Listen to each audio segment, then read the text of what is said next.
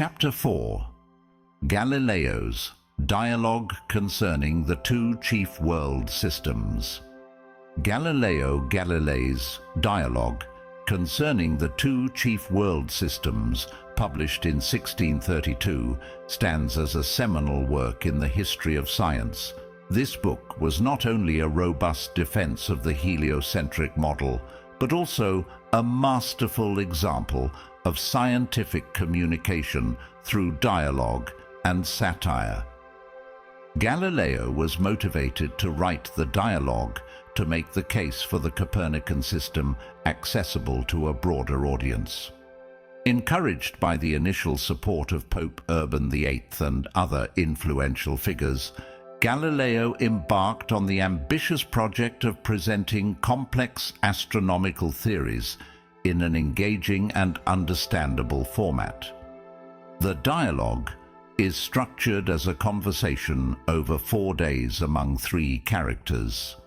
Salviati, who represents Galileo's own views and advocates for the heliocentric model. Sagredo, an intelligent layman open to both sides of the argument. Simplicio, a proponent of the Aristotelian geocentric model, who often finds his arguments refuted and ridiculed. The dialogue meticulously presents the case for both the heliocentric and geocentric models through a series of discussions and debates. Salviati, representing Galileo, argues for the heliocentric model using observational evidence such as the phases of Venus and the moons of Jupiter. These observations, he explains, are consistent with Copernican theory, but problematic for the Ptolemaic system.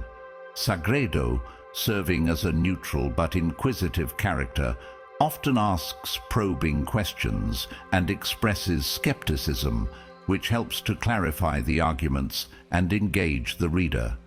Meanwhile, Simplicio defends the geocentric model using traditional Aristotelian arguments. Galileo uses this character to highlight the weaknesses of the geocentric view, often through satire and logical deconstruction.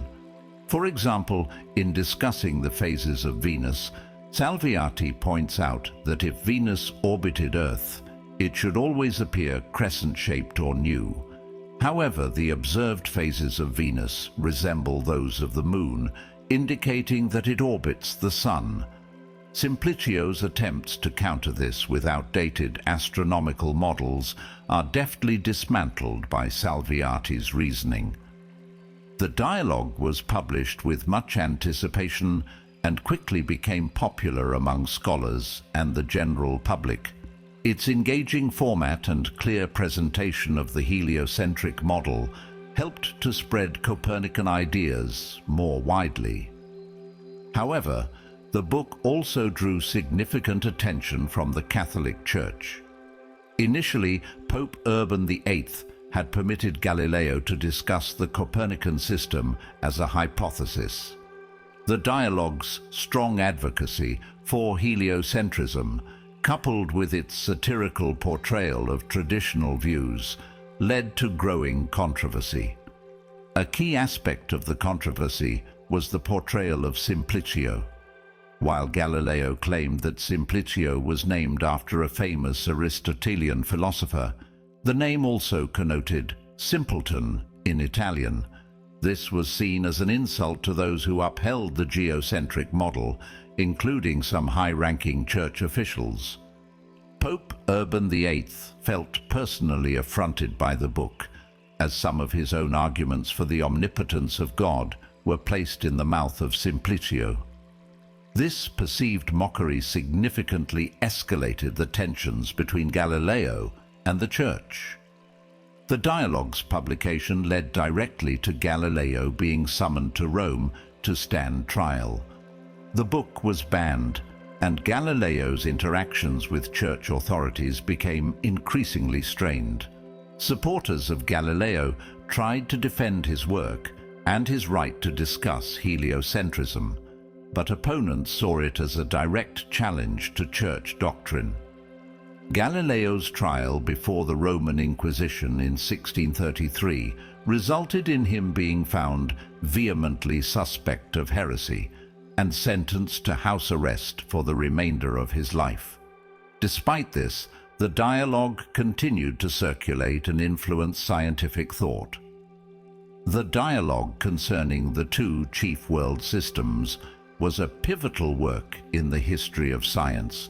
It not only presented a compelling case for heliocentrism, but also demonstrated the power of effective scientific communication.